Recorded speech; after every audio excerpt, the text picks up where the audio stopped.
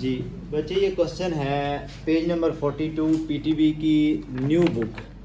इसके अंदर से क्वेश्चन नंबर है 19, रिव्यू एक्सरसाइज के अंदर है।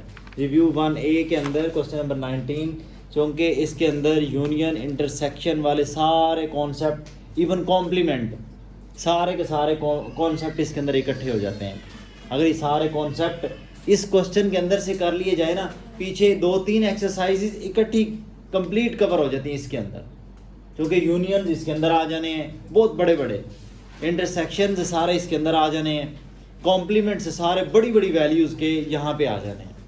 तो ये वैसे भी बड़ा मस्ट क्वेश्चन है कि अगर सेट्स में से कोई क्वेश्चन पेपर में आए ना, तो वो यूनियन इंटरसेक्शन पर ही आता है पेपर में 10 मार्क्स का।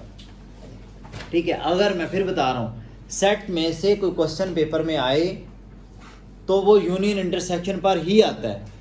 तो चूँकि पहले 7th क्लास में पीटीबी के सिलेबस के मुताबिक डी मॉर्गन्स लॉ शामिल नहीं थे, तो ये एक्चुअल में डी मॉर्गन्स लॉ को चेंज किया गया है। डी मॉर्गन लॉ शिफ्ट हुए हैं यहाँ पे। डी मॉर्गन लॉ थे A union B complement is equal to A complement intersection B complement equal थे। अगर इक्वल हैं तो लॉ कहता है इसको दूसरी तरफ शिफ्ट करोगे तो ज़ाहिर माइनस हो जाएगा। माइनस हो जाने के बाद दूसरी साइड पे फिर क्या रह जाएगा, एम्प्टी सेट हो जाएगा। इक्वल चीज़ों को समझ लो, ऐसे ही कह लो, 15 - 15 करें तो इक्वल टू फिर क्या साबित हो जाएगा, 0, यानी कि उधर कुछ भी नहीं बचा। तो यहीं पे हम वही डी मॉर्गन्स लॉ को जस्टिफाई करने वाले हैं।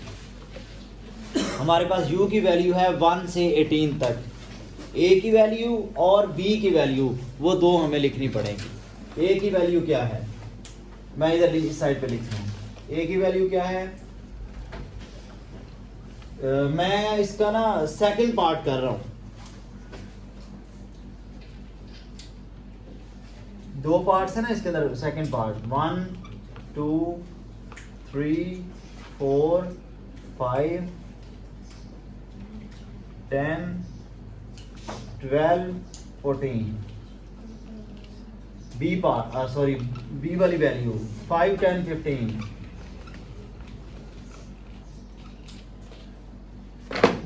जी, अब सारे का सारा काम हमारा इसके ऊपर डिपेंड करता है, आप यूनियन कैसे लेते हैं, आप इंटरसेक्शन कैसे लेते हैं। अगर आप नीट वे में काम करते हैं तो आपका सारा कुछ ठीक होगा। अगर आप कॉम्प्लिकेटेड यहाँ से खुद कर जाते हैं, मिक्स कर जाते हैं, आपको दोबारा से अपनी वैल्यू देखने के लिए समझ नहीं लगेगी कि वो ढूंढनी कहाँ से है, कैसे करना है। सबसे पहले हम करते हैं A union B, simple normal में ए यूनियन बी। ए की वैल्यू क्या है,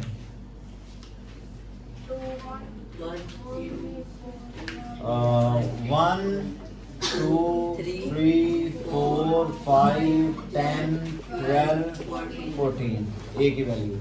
अब मैं यूनियन ले रहा हूं इसका किसके साथ, बी के साथ। बी की वैल्यू क्या है, 5 10 15, दोनों का हम यूनियन ले रहे हैं। यूनियन हमारे पास आंसर क्या आने वाला है, 5 10 15 दोनों इसमें मौजूद है या नहीं। 5 मौजूद है, 10 मौजूद है, 15 नहीं है। इस सेट के अंदर सिर्फ और सिर्फ हमने इंक्रीमेंट, इजाफा सिर्फ एक चीज़ का करना है, वो क्या है 15, बाकी सारा सेट वही रहेगा। क्यों, हर सेट, बल्कि सेट होता ही वो है जिसमें कोई भी डिजिट रिपीट ना करे। अगर हमने कोई डिजिट रिपीट कर दिया तो वो सेट ही नहीं कहलाएगा। 1 2 3 4 5 10 12 14 15 सेट कंप्लीट हो गया हमारा। ये दोनों का यूनियन आ चुका है, ए यूनियन बी आ चुका है। अब ए यूनियन बी का कॉम्प्लीमेंट लेना है, कंप्लीट का। ये एक वैल्यू आ चुकी है, इसका कॉम्प्लीमेंट लेना है। और किसी सेट का कॉम्प्लीमेंट लेने का मतलब क्या होता है, u में से उसको माइनस कर देना। अब u में से उसको माइनस कर देंगे, u की वैल्यू हमारे पास ऑलरेडी 1 से 18 तक मौजूद है, उसमें से ये वाला सेट माइनस कर देंगे। हेडिंग में दे रहा हूँ A union B complement. Complement का मतलब क्या है, सबसे पहले किसको लिखेंगे, यू को, यू की वैल्यू पहले लिखेंगे ना। यू की वैल्यू क्या है 1 2 3 and so on to 18 minus के बाद यही वाला सेट आ जाएगा। माइनस के बाद कौन सा सेट आएगा ए यूनियन बी वाला, ए यूनियन बी वाला 1 2 3 4 5 10 12 14 15। ठीक है, अब इन दोनों का कॉम्प्लीमेंट ले रहे हैं, मतलब इसमें से ये वाला सेट माइनस करेंगे। किस में से 1 से 18 सारे एलिमेंट मौजूद हैं, इसके अंदर 15 तक एलिमेंट सारे नहीं हैं बल्कि उसमें भी कुछ कुछ स्किप्ड है। हमारा आंसर कॉम्प्लीमेंट लेते हुए या किसी भी दो सेट्स को माइनस करते हुए किस तरह निकाला जाता है? आंसर हमेशा पहले सेट में से होगा। सबसे पहला पॉइंट, अगर बच्चा ये गलती कर जाए तो क्वेश्चन 100% गलत है। ये आप नॉर्मल माइनस नहीं कर रहे, सेट्स माइनस कर रहे हैं। सेट्स माइनस करते हुए सबसे पहले माइंड में ये रखना पड़ता है कि आंसर कहाँ से आएगा। आंसर आएगा पहले सेट में, दूसरे में आंसर नहीं आ सकता। जब पहले सेट में से आंसर आएगा तो आंसर को देखना है, हर वो एलिमेंट पहले सेट का नीचे आ जाएगा जो दूसरे में मौजूद ना हुआ। ना ना ना वो नहीं आएगा। हमारी बात ये, आंसर सिर्फ पहले में से आएगा लेकिन हर वो एलिमेंट आएगा नीचे जो दूसरे में मौजूद ना हुआ। 1 से 5 तक तो सारे गए, इसमें से भी गए। 6 7 8 9 तक यहाँ पे मौजूद नहीं है, तो इसका मतलब है 6 7 8 9 तक आ गए। 10 भी मौजूद है, नहीं लिख सकते। 11 नहीं मौजूद, लिखेंगे। 12 मौजूद है, उसके बाद 13 16 17 18। ये हमारे पास आंसर आ गया।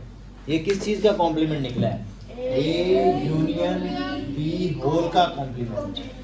ये एक साइड, मतलब एक साइड कहने का मतलब ये चीज़ हमने जस्टिफाई कर ली। इसके साथ मैं ये एरो बना रहा हूँ कि हमने ये सॉल्व कर लिया। अब हम क्या करेंगे, इसको सॉल्व करेंगे, लेकिन ये ज़रा कॉम्प्लिकेटेड इसलिए है कि बाई पार्ट्स करना पड़ेगा। पहले ए का कॉम्प्लीमेंट सेपरेट लेना है, फिर बी का कॉम्प्लीमेंट लेना है, फिर उन दोनों का आपस में इंटरसेक्शन लेना है। ठीक है, पहले ए कॉम्प्लीमेंट लेते हैं। मैं डायरेक्टली अब लिख के करूँगा। A complement is equal to क्या होता है? U minus A. पहले यू की वैल्यू लिखते हैं 1 to 18।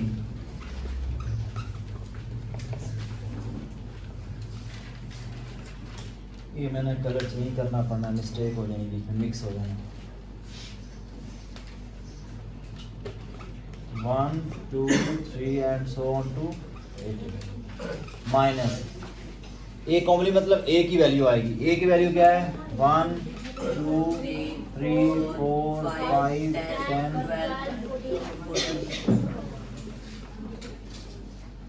आवाज नहीं आए जी। माइनस करते हैं। ए का कॉम्प्लीमेंट हमारे पास क्या आने वाला है? देखें, हर वो एलिमेंट नीचे आ जाएगा जो इसमें मौजूद नहीं है। 6 से शुरू होगा, पहले 5 तो ऑलरेडी इसमें मौजूद है ना। 6 7 8 9 11 13 15 16 17 18। ये हमारे पास क्या आ चुका है? A complement. इसको भी मैं हाईलाइट कर रहा हूँ। क्यों कर रहा हूँ?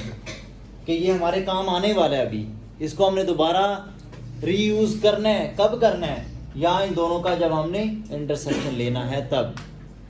अंडरस्टैंड? तो अब हम क्या करेंगे? बी कॉम्प्लीमेंट निकालते हैं। बी कॉम्प्लीमेंट क्या होगा? इसी तरीके से सेम वे में पहले हम लिखेंगे u की value 1 2 3 and so on up to 18 minus B की वैल्यू क्या है? 5 10 15 जी। माइनस करें, माइनस करके रिजल्ट मैं इसके सामने लिख दूंगा अभी, क्योंकि स्पेस नीचे कम होती जा रही है और मैं पूरा क्वेश्चन दिखाना चाह रहा हूँ। ठीक है, तो इसी के सामने मैं आंसर लिखने लगा हूँ। माइनस करने के बाद क्या आएगा? हाँ 1 2 भी आ जाएंगे। 1 2 3 4 6 7 8 9 11 12 13 14 18 तक जाएंगे। 16 17 18। आंसर हमारा पहले में से आना था। यही तो बच्चे मिस्टेक करते हैं। आपने बिल्कुल सही सोचा था। नॉर्मल इंसान में यही जा रहा था माइंड के अंदर कि चूंकि ये यहाँ पे ख़त्म हो गया है तो बस छोटी सी मिस्टेक हो गई, पूरा क्वेश्चन क्रॉस। क्यों भला? एंड भी आपका एम्प्टी सेट ही नहीं आने वाला। आपकी ज़रा सी यहाँ पे मिस्टेक हो गई, एम्प्टी सेट फाइनल आंसर में नहीं आएगा, तो इसका मतलब है यू कुडंट जस्टिफाई। आप कर ही नहीं सके तो फिर आंसर तो आप ला ही नहीं सके, तो आपका आंसर गलत हो जाएगा। अब हमने क्या करना है, हमारे पास ये भी एक स्पेशल चीज आई है। क्या चीज आई है? या बी कॉम्प्लीमेंट है। हमारे पास ए कॉम्प्लीमेंट मौजूद है, बी कॉम्प्लीमेंट मौजूद है। दोनों का क्या करना है? Intersection. Intersection is what? Common elements between the two sets. वो जो टू सेट्स हैं हमारे पास, A complement and B complement, इन दोनों के दरमियान जो जो कॉमन एलिमेंट्स हैं दोनों मैच करते हैं आपस में, वो हमारा इंटरसेक्शन हो जाएगा। अब मैं इंटरसेक्शन कर रहा हूं, A intersection A complement, sorry A complement intersection B complement. A की वैल्यू क्या है? मैं इसको पहले ब्लैक से लिखता हूँ। ए कॉम्प्लीमेंट की वैल्यू ये वाली 6 7 8 9 11 13 15 16 17 18। ये A complement. Intersection with B complement 1 2 3 4 6 7 8 9 11 12।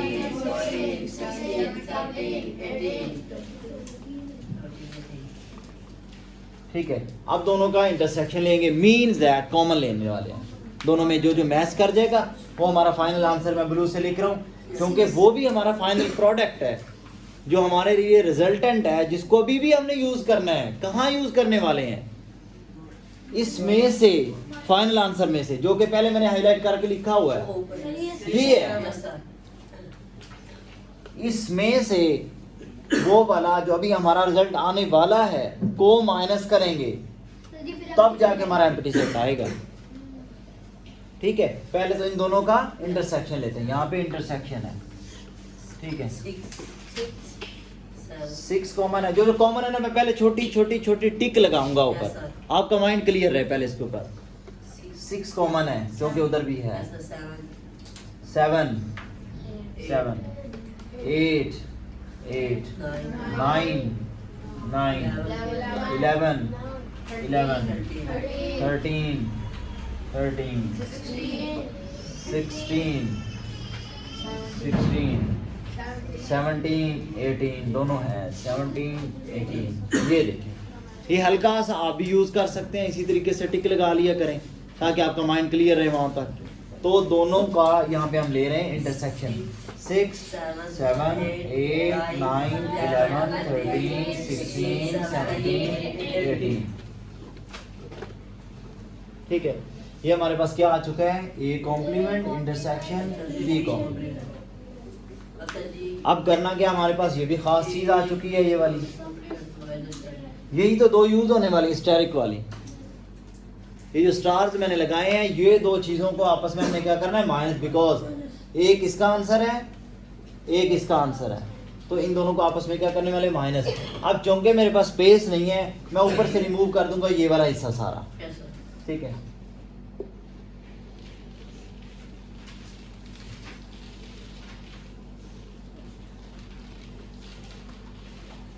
ये भी मैंने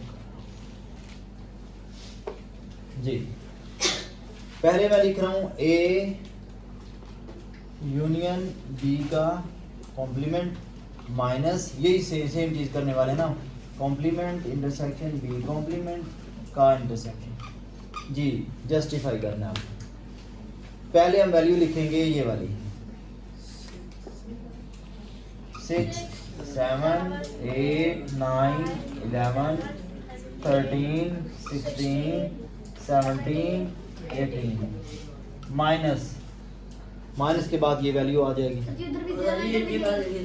हाँ क्यों लिखे पहले नंबर पे कौन है, तो फिर वही लिखेंगे। हाँ उधर से माइनस ये वैल्यू लिखेंगे 6, 7, 8, 9, 11, 13, 9, 11, 13, 16, 17, 18, 16, 17, 18 दो वैल्यूज मैंने लिख दी। अब फाइनली हम इसको एक दूसरे में से माइनस करने लगे हैं। माइनस करने का मतलब मैंने पहले बता दिया था, आंसर इसमें से आएगा, हर को एलिमेंट इसका नीचे नहीं आएगा जो उधर मैच कर गया, हर वो एलिमेंट इसका नीचे लिख लिया जाएगा जो उधर ना हुआ। 6 मैच कर गया, कट गया, मैं अब इसको कट की सेंस में कट कर दूंगा तो उधर मैच कर गया। 6, 7, 8, 9, 11, 13, 16, 17, 18 सारे कट गए। इसका मतलब क्या है, एम्प्टी सेट। तो क्या हमने साबित कर दिया left hand side is equal to right hand side, हो चुका है हमारे पास साबित। यही आंसर था। ये अभी मैंने एक पार्ट किया और पेपर में डेफिनेटली एक किया है, यही बहुत लंबा था। ठीक है, क्वेश्चन नंबर 19। अभी हमारा क्लास के अंदर प्रोसीजर भी यही चल रहा है कि हमने पहले बाई पार्ट्स छोटे छोटे टेस्ट लिए हैं, सेट्स का या रेशो प्रोपोर्शन का, अलग-अलग बाई पार्ट्स करते रहे। अब हमने फर्स्ट चैप्टर जो कंप्लीट है, मुकम्मल कर लिया है। उसके पहले 2-3 अलग से टेस्ट हुए हैं। अब जो मुकम्मल है तकरीबन मेरे ख्याल में 71 to 77 पेजेस बन रहे हैं टोटल। उन सारों का इकट्ठा एक कंबाइंड टेस्ट होगा। उसके ऊपर दायरा बच्चों को भी लगाया हुआ है, हर बच्चा नोट डाउन करेगा। अगर कोई बच्चा घर में भी कर रहा है तो सेम प्रैक्टिस करे, पेज नंबर 1 से लेके पेज नंबर 77 तक मुकम्मल करे, उसको सॉल्व आउट करें। उसके ऊपर फिर एक टेस्ट होना चाहिए बच्चे का, या उसके ऊपर चेक होना चाहिए कि फर्स्ट 77 जो पेजेस हैं, यानी कि चैप्टर नंबर 1 कंप्लीट है, उसके ऊपर बच्चे को कितनी ग्रिप आ चुकी है।